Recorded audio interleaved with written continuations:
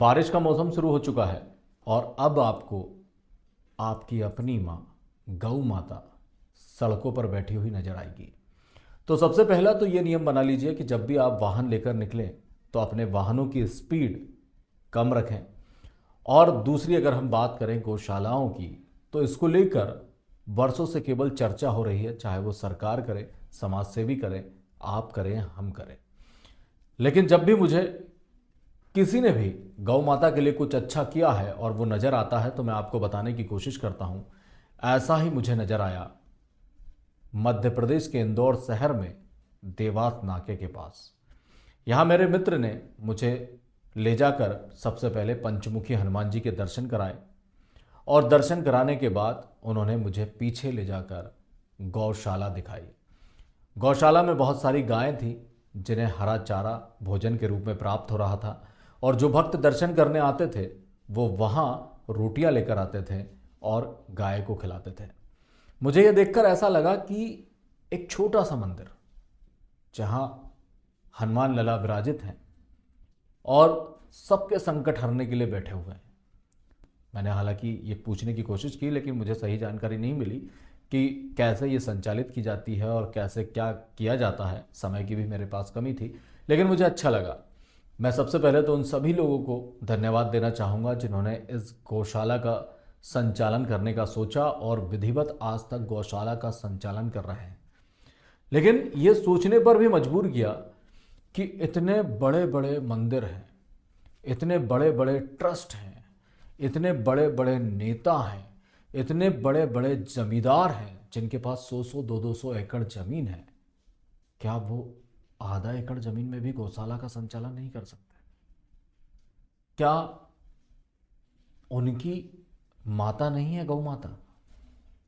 क्या उनके मन में कभी ये पीड़ा नहीं होती सड़कों पर निकलते टाइम कि यार गाय सड़क पर बैठी है, कोई वाहन चालक आके उससे टकराएगा, वाहन चालक भी घायल होगा और गौ माता भी घायल होगी। मतलब आप इन सब के अलावा जो प्रशासनिक अधिकारी हैं जो कि समाज की सेवा करने के लिए इस पद पर बैठे हैं पढ़ लिख कर, क्या उनमें इतना दिमाग नहीं होता कि वो गौ माता के लिए ऐसे कदम उठाएं?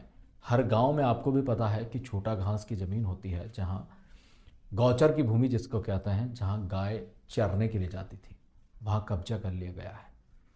उसे छुड़ाने की हिमाकत जो है वो ना तो सरकारी अधिकारी कर रहे हैं ना ही जनप्रतिनिधि कर रहे हैं, क्योंकि सबको लगता है कि बुराई आखिर ले कौन?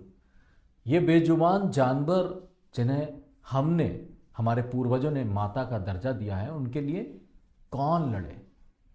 मुझे बोलना अच्छा नहीं लगता है लेकिन कहीं ना कहीं हम सब की गलती है कि हम सब बोलना नहीं चाहते हैं। इस मंदिर में जाने के बाद मुझे अजीब सी शांति मिली और ऐसा लगा कि सच में गौ माता की सेवा पूरी ईमानदारी से की जा रही है। वहाँ आने वाले भक्त को भी पता है कि यहाँ मैं आऊँगा और मैं गौ माता की सेवा करूँगा, क्योंकि वहाँ जाने के बाद आप अपने कदमों को गौशाला में जाने से रोक ही नहीं सकते।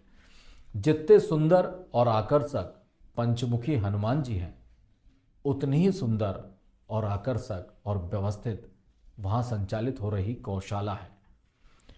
मैं वहाँ गया और मुझे वहाँ एक स्टूडेंट या फिर ये मान लीजिए कि वर्किंग मैन होगा, ज़्यादा उम्र उसकी नहीं होगी, वो आया, उसने हनुमान जी के दर्शन करे, उसके बाद पीछे आया, दान पेटी में जो भी उसकी इच्छा अनुरूप जो भी दान करना था उन्होंने वो दान किया और चारा उठाया और गाय को खिलाना शुरू कर दिया। मेरे मित्र ने मुझसे भी कहा कि आप भी चारा खिलाइए, लेकिन मैंने चारा खिलाने के बाद वीडियो बनाने का नहीं बोला, क्योंकि मैं ये दिखाना नहीं चाहता था कि मैं वहाँ चारा खिलाने के लिए गौ माता को गया। मैं ये चाहता हूँ कि प्रभु जहाँ भी आपको गौ माता नज़र आए वहाँ उसकी सेवा करिए, उसे भोजन दीजिए।